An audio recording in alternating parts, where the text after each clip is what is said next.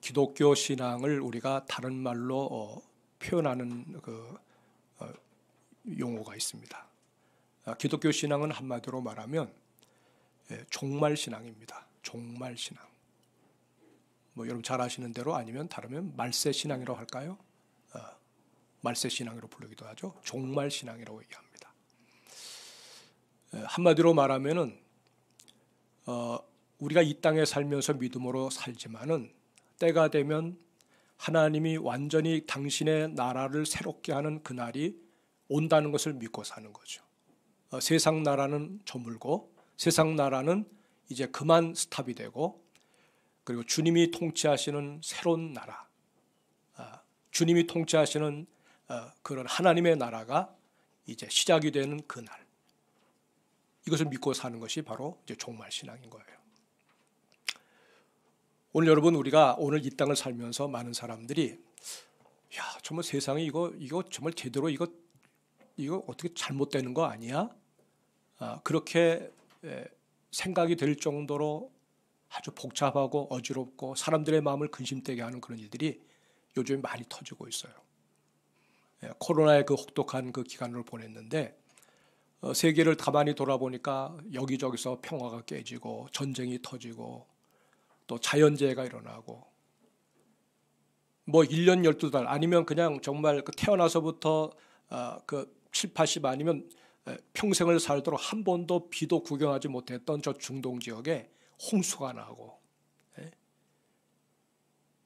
낮에 기온이 40도, 50도, 그다음에 75도까지 올라가서, 그래서 그로 인해서 열사병으로 세상 많은 사람들이 사망을 하고, 이런저런 그런 일들이 얼마나 요즘 많이 터지는지 몰라요. 기상이변, 그다음에 무슨 인간이 어떤 욕심을 가지고 일으키는 그런 전쟁들, 우리가 다 지금 한 지구를 타고 있는데요. 70억의 인구가 한 배를 타고 있는데 서로 아웅당하고 싸우고 난리치고 있어요. 한 배를 탄 식구와도 같은데. 그래서 이렇게 이런 한 마음을 가지고 살아도 부족한 판인데 서로 그냥 싸우고, 그 다음에 전쟁을 통해서 그냥 상대를 갖다 무참하게 만들어버리고, 그런 곤고한 그런 일들이 벌어지는 이 세상, 우리가 미래를 내다보면 소망을 가질 수 있겠습니까? 어떤 사람들은 얘기합니다. 그래도 인간은 그래도 나름대로 뭔가 희망을 걸 만한 게 있어. 미래는 그래도 어느 정도 소망이 있어. 그렇게 얘기를 합니다만은, 그러나 성경은 뭐라고 말하냐면 그렇지 않다고 얘기하는 거예요. 그렇지 않다. 여기 베드로 사도가 여기 1장 13절 이하에서 말씀을 합니다만, 그 앞에 전제된 말이 뭐냐면 지금 말세라고 얘기합니다. 말세라고.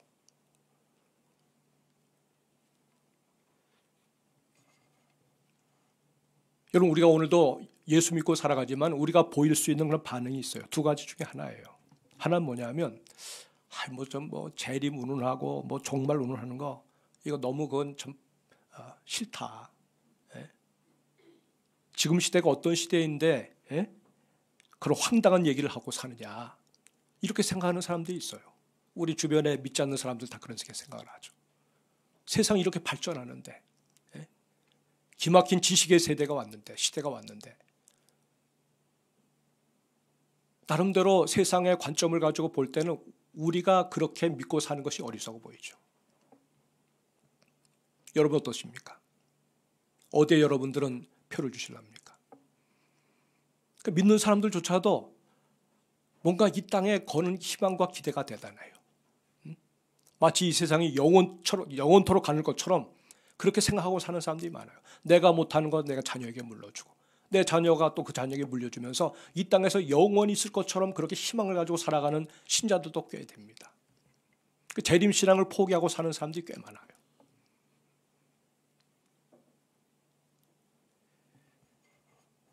여러분, 이런 가운데서도 주님의 죽으심과 부활이 역사적인 사실이고, 주님이 다시 살아나셔서 승천하셨기 때문에 그분이 자연적으로 이 땅에 다시 오시라고 약속하신 그 약속은 건실하게 믿을 만한 복음인 거죠.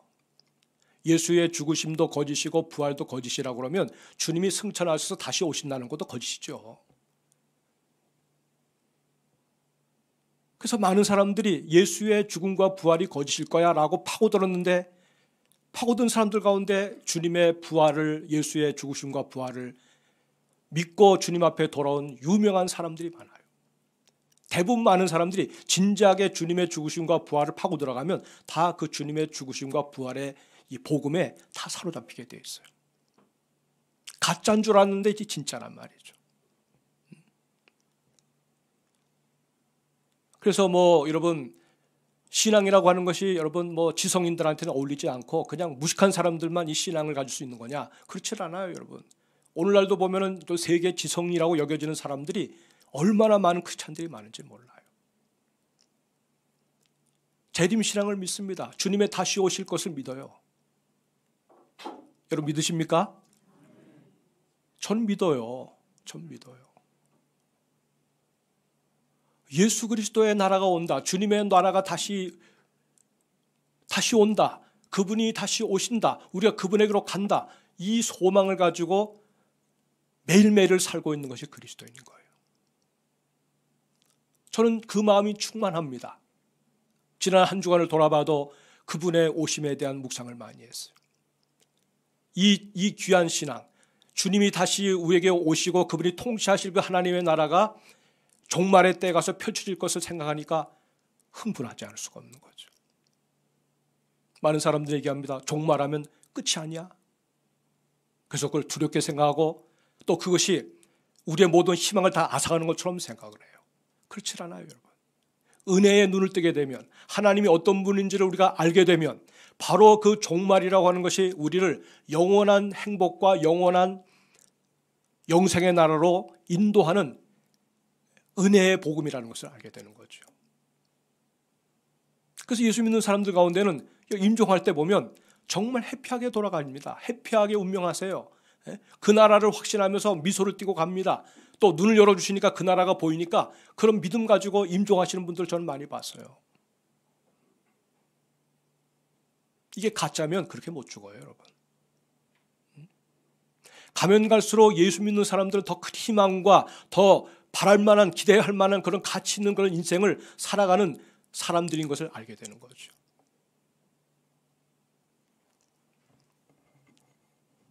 우리 하나님은 은혜로 부르신 우리 모든 성도들이 세상 불신자들과 같은 운명으로 끝나기를 원하시지 않으세요.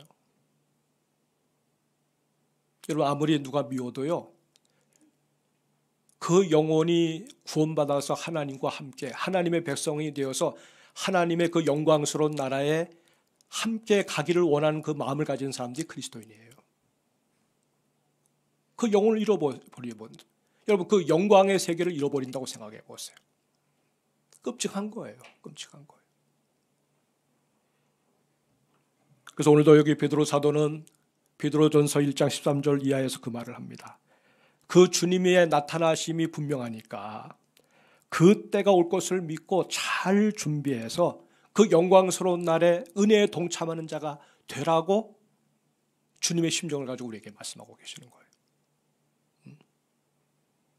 오늘 13절 말씀해 보니까 이렇게 말을 합니다. 자, 읽어봅니다. 시작. 그러므로 너희 마음의 허리를 동이고 근신하여 예수 그리스도께서 나타나실 때에 너희에게 가져다 주실 은혜를 온전히 바랄지어다. 그리스도 나타나실 때 너희에게 가져다 줄 은혜가 있으니까 그 은혜를 온전히 바라라는 거예요. 온전히. 이게 확실하니까 거기에 그냥 몰두하라는 거예요. 거기에 올인하라는 거예요. 다른 나름대로 여러분들이 가지고 있는 여러분의 인생의 자산을 가지고 여기에도 투자하고 저기에도 투자하는데 이것이 진짜니까 여기에 올인하라는 거예요.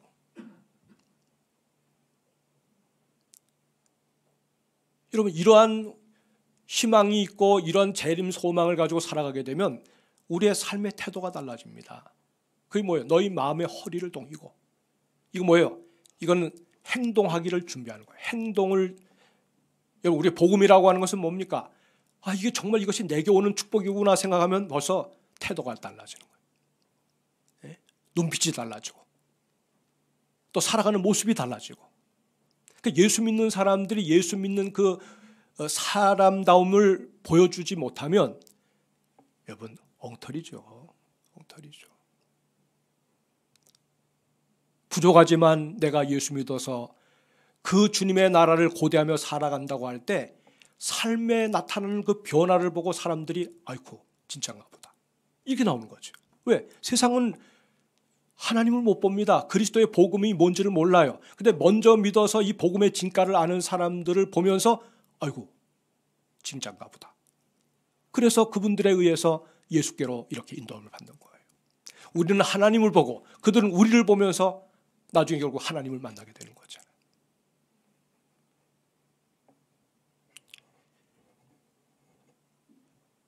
그럼 여기 14절 말씀해 보니까 또 무엇을 말씀하느냐면 읽어볼까요? 시작.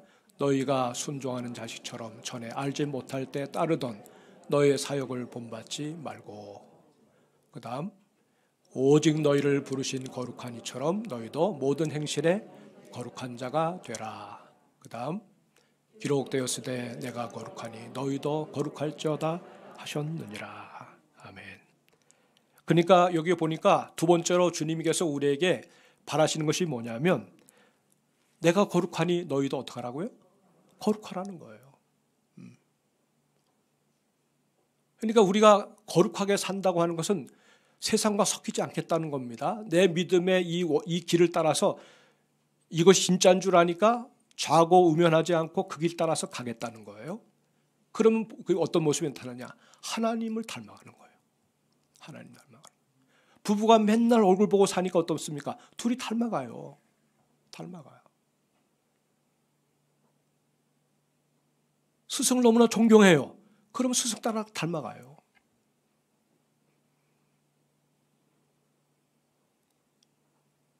선생님이 나에게 신앙의 귀한 귀감을 주었다. 그럼 그 제자가 선생님을 따라가게 되는 거예요. 내가 거룩하니 너희도 거룩하라. 이 거룩이라고 하는 말은 다른 게 아닙니다. 구별되어 살자는 거예요. 구별되어 살자는 거예요. 신자답게 살자는 거예요. 하나님의 자녀답게 살자는 거예요. 어렵지 않지요? 그 살 힘과 살 능력을 주님이 또 주시니까. 주님 내가 거룩하게 살려고 하는데 거룩하게 살 힘이 없어요. 그러니까 하나님이 우리에게 주의 영을 부어주시는 거고 어떻게 살아가야 될지 모르겠어요. 그래서 주님이 우리에게 나침반처럼 하나님 말씀을 우리에게 손에 들려서 그 말씀을 따라서 살게 해주는 거고. 사는 여러분 일주일을 살면서 적어도 주일날만큼만 주일날에 이렇게 와서 오늘 설교를 여러분이 들으니까 성경을 펴서 하다가 끝나고 난 다음에 다시 다음 주에 와서 이렇게 성경을 피면 신앙이 안 자라요. 평일날 여러분 식사를 하세요. 영의 양식을 드세요. 정말 다릅니다. 여러분 저가 목사가 거짓말 안 하는 거예요. 정말 성경을 그래도 매일 그래도 성경을 읽는 사람하고 읽지 않는 사람하고는 삶이 달라요. 세상을 보는 눈이 달라요. 우리 안에서 일어나는 성령의 감동이 달라요. 습관을 따라서 믿는 신앙이 아니고 날마다 새로운 마음 가지고 주님이 주시는 그 은혜의 힘을 가지고 살아가는 그 삶이 날마다 생생하게 주님의 양식을 먹고 살아가는 그 삶 가운데서 파워가 일어나는 거예요. 성령의 능력이 나타나는 거예요. 신자다움이 일어나는 거예요. 그래야 다른 사람들에게 영향을 줄 수가 있는 거예요. 그거 보고 사람들이 달라지는 거예요. 말로 달라지지 않습니다, 여러분. 야, 이렇게 살아라, 저렇게 살아라. 내가 그렇게 못 사는데 다른 사람이 그 말 듣고 살 수 있겠습니까? 순종하는 자식처럼 아버지를 순종하는 자식처럼 아버지가 거룩하니 너희도 거룩하게 살아라.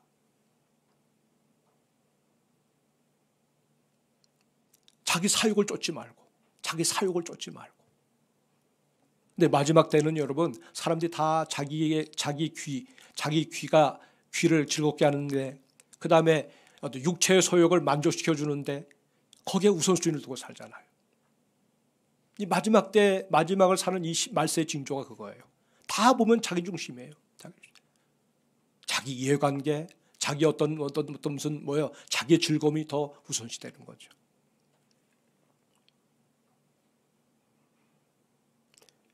17절 말씀을 한번 읽어볼까요? 17절 다 같이 읽어봅니다. 시작. 외모로 보시지 않고 각 사람의 행위대로 심판하시는 이를 너희가 아버지라 부른즉 너희가 나그네로 있을 때를 두려움으로 지내라. 아멘. 여러분, 우리는 고아가 아닙니다. 우리에게는 아버지가 계세요.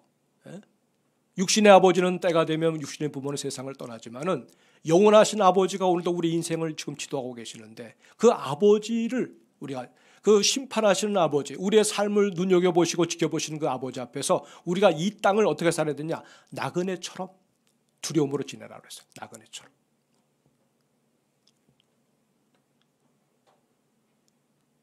우리가 사는 세상은 여러분 지나가는 곳입니다. 목적지가 아닙니다. 경유지예요. 경유지. 그 경유지라고 하는 것은 목적지가 있어서 가는 거거든요. 여기가 목적지면 그냥 땅에 그냥 모든 걸 다 올인하고 살아야 돼요. 근데 여기가 아니에요. 제가 늘 강조합니다만 여러분, 우리 인생의 최종 목적지가 노후가 아닙니다. 노후가 아니에요. 이건 세상 사람들이 보는 잠시 잠깐의 그 노후를 위해서 평생을 거기 걸고 사는 사람들이 얼마나 많아요. 우리 영생이 우리의 목적지예요. 하나님 나라가 우리 인생의 목적지예요. 철새들이 계절이 바뀌며 수천 킬로를 날아서 다른 그 도래지로 이렇게 옮겨가는데 수개월이 걸리죠. 가다가 그냥 막 이게 날개치면서 그냥 바다를 건너고 갈 때 피곤하니까 중간지에 내려요. 중간 정착지에 내리는데 그 중간 경유지에서 잠깐 내려서 힘을 얻은 다음에 에너지를 축적한 다음에 그 다음에 다시금 이제 출발해서 목적지를 향해서 가게 되는데 꼭 이럴 때 철새들이 사고를 쳐요. 뭐냐면 그냥 거기에 머무는 동안에 지보리들과 같이 섞여가지고 재밌게 먹다가 과식하다가 그 다음에 살이 통통하게 쪄가지고 그래가지고 날라고 하는데 못 날라. 왜 못 날라요? 살이 쪄가지고. 못 날라요. 그럼 뭐가 됩니까? 철새가 지보리가 되는 거예요. 지보리가. 우리 신자들이 그럴 수 있다는 거예요. 신자들이. 여러분 예수 믿고 나서 정말 주님이 내 인생에 내가 걸어가야 될 그 영원한 목적지를 주셨구나. 그래서 이 땅에서 하나님께서 주신 사명 감당하면서 힘있게 살면서 그때 그 목적지를 향해서 달려가야 되는데 가다가 목적지를 잃어버려요. 왜? 자꾸 주변에서 이렇게 쏙닥거리는 사람도 많고 유혹하는 사람도 많고 또 과식하도록 음식을 잔뜩 싸다 주는 사람도 많고 먹다 보니까 어떻게 했어요? 통통하게 살이 쪄가지고 그래서 영적으로 날지 못하는 새가 돼버리는 거예요. 그래서 넘어지는 사람들이 많아요. 넘어지는 사람들. 우리도 넘어질 수 있고 또 넘어지는 사람들을 봅니다.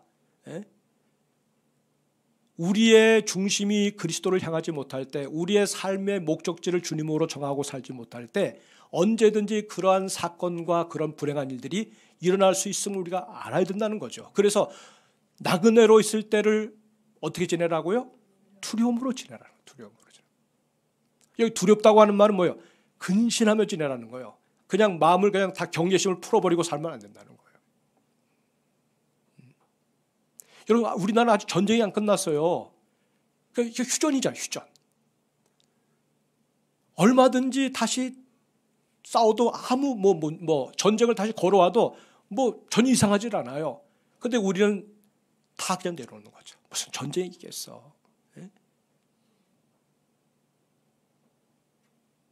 그러다가 문제가 생기면 어떻게 됩니까? 그때는 정말 손쓸 수가 없는 거죠. 영적으로도 마찬가지입니다. 항상 우리는 영적 전쟁의 전선에 우리가 서 있어요. 신앙생활은 싸우는 삶입니다. 세상과 싸우고 정욕과 싸우고 우리를 넘어뜨리려고 하는 어둠의 권세와 싸우면서 매일매일 우리의 신앙을 건강하게 지켜가면서 주님과 동행하는 삶이 신앙생활인 거예요. 이걸 놓치면 안 되는 거예요. 이걸 놓치면 안 되는 거예요. 다른 게 중요하지 않아요, 여러분. 다른 거는 없어도 돼요. 없어도 돼. 불편할 뿐이지. 잠시 잠깐 그냥 속상해도 돼요. 그걸로 끝나는 거니까. 그러나 이 신앙의 여정에서 문제가 생기면 불행해지는 거예요. 불행해지는 거예요. 사랑하는 여러분, 우리 예수님은 분명히 말씀하셨어요. 복음서를 들여다보면 복음서 전체가 다 예수님의 메시지를 보면 다 이 장차 올 주님이 통치할 하나님의 나라에 대한 메시지로 가득 차 있어요. 내가 다시 온다. 내가 갔다가 다시 돌아온다. 깨어서 근신하고 그때가 돼서 그 기회를 잃어버린 자가 없도록 해라. 그래서 마태복음 24장 3절로 14절에 보면, 오늘 제가 읽지 못합니다. 일부 때는 했는데 너무 길어서 이러다 보면 이제 시간이 많이 가니까. 그런 날이 없을 거라고 부인하는 자들한테 속지 말라 그랬어요. 그런 날이 어디 있어? 오늘 세상 풍조가 다 그렇습니다. 그런 날이 어디 있어? 예수의 복음을 조롱합니다. 예수의 복음에 대해서 뭐 사람들이 막 그냥 비난합니다. 그리고 창피하게 생각합니다. 예수 믿는 사람들도 복음을 가지고 사는 것을 프라우드하게 생각하지 않고 창피하게 생각하고 사는 사람들이 얼마나 많은지 몰라요. 예수를 자랑하지 못하며 사는 사람들이 얼마나 많은지 몰라요. 당신 예수 믿는 사람이야? 나 예수 믿는 사람이지. 예수님 날 위해 죽으셨고 그분 날 위해 다시 살아나셨고 난 그분을 위해서 난 일생을 사는 거 너무나 감사해. 예수 믿어 너도. 이렇게 나오는 배짱 있는 신앙생활을 하는 사람들이 부족해지고 있다는 거죠. 혹시나 내가 예수 믿는 것 때문에 시비 거는 거 아닌가? 입을 딱 다듬어 버리는 거예요. 예수님의 이름이 모독당할 때 우리 예수님 그런 분이 아니시오. 예수 그리스도가 그런 분이 아니시오. 당당하게 얘기할 수 있어야 되는데 주님이 욕을 먹어도 그냥 나한테 불똥이 튀면 안 되니까. 우리 부모님이 바깥에서 욕을 보는데 여러분 가만히 있어요? 주님을 부끄러워합니다. 하늘아버지를 부끄러워합니다. 똑같은 거예요. 부모가 창피를 당하고 모독을 당하고 부끄러움을 당하는데 그 자식이 그 옆에서 그냥 가만히 침묵하고 산다면 그게 제대로 된 자식이냐는 거죠.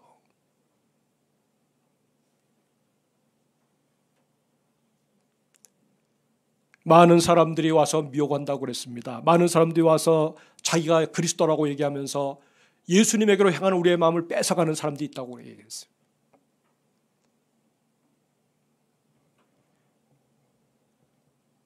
여러분, 그들을 우리가 적그리스도라고 얘기하죠. 세상에 적그리스도가 많습니다. 사람들의 마음을 그리스도에게서 멀어지게 하는 사람은 다 적그리스도예요. 우리도 그럴 수 있어요. 여러분, 우리가 하나님의 교회 안에 있으면서 예수 그리스도에게 모든 사람들의 관심이 가도록 잘 그들을 격려해주고 예수께로 가도록 만들어주는 것이 목사요. 또 교회 중직자들이요. 적어도 앞서서 예수 믿는 사람들의 태도는 내가 중요하지 않습니다, 여러분. 목사가 중요하지 않아요. 우리를 통해서 예수 그리스도에게로 사람들의 시선이 가도록 거기에 우리가 헌신하면서 사는 사람이 진정한 그리스도인이라고 믿습니다. 그 삶을 사세요. 그 삶을.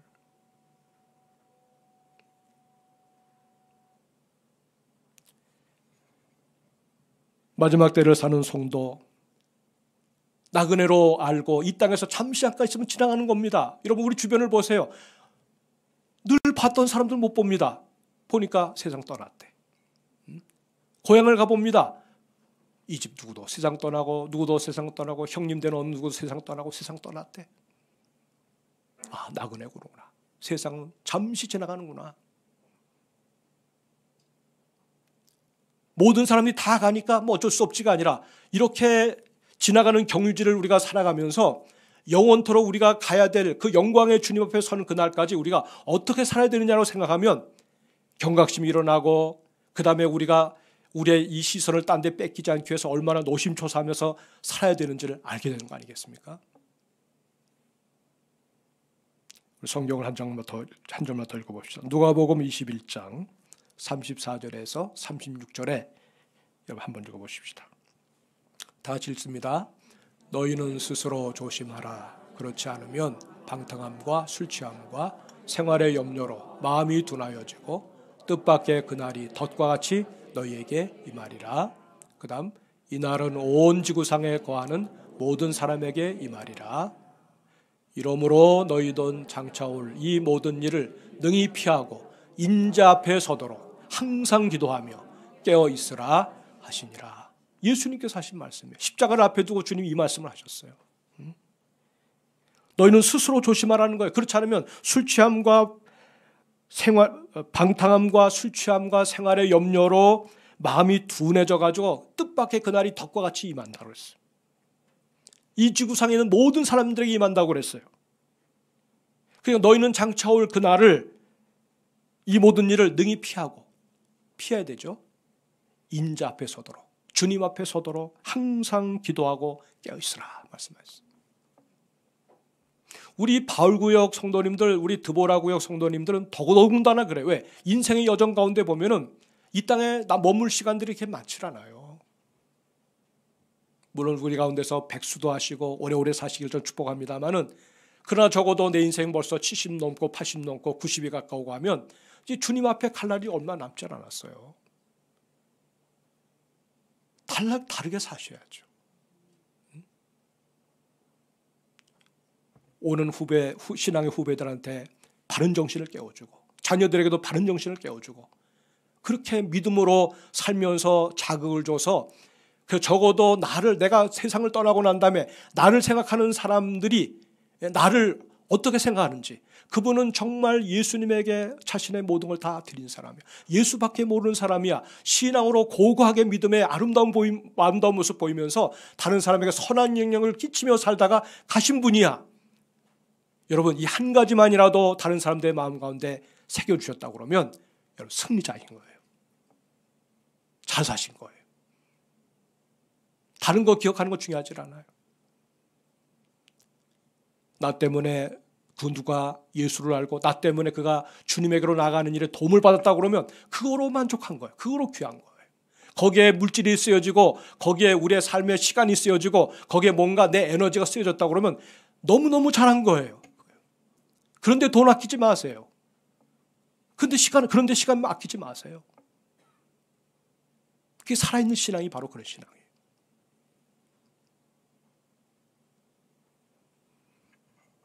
말세를 잘 사는 사람에게 주시는 은혜가 있습니다. 여러분, 주님이 그런 믿음 가지고 살면 주님이 끝까지 지켜내십니다. 지켜내세요. 그리고 자기 영혼을 보존해 주시고 그 영혼을 복되게 하시는 그 날을 맞이하게 해주시는 거예요. 매일매일 이렇게 살아갈 때 결국 그 삶의 총화가 결국 그 열매를 가져다 주는 거거든요. 내가 그때쯤 가서, 지금은 아니고 그때쯤 가서 내가 정신 차리고 믿으면 되지. 그런 기회가 오겠어요, 여러분? 오늘 못 하는데. 그러니까 내일로 미루는 사람 치고 그걸 나중에 하는 사람이 없어요. 그러니까 여러분들이 정말 하나님을 우리가 잘 섬겨야 되겠다는 마음이 정말 여러분 마음 가운데 있다면 적어도 오늘 말씀을 듣고 가시면 여러분의 삶의 변화가 일어날 수 있기를 주의 이름으로 축복합니다. 저는 보면 알아요.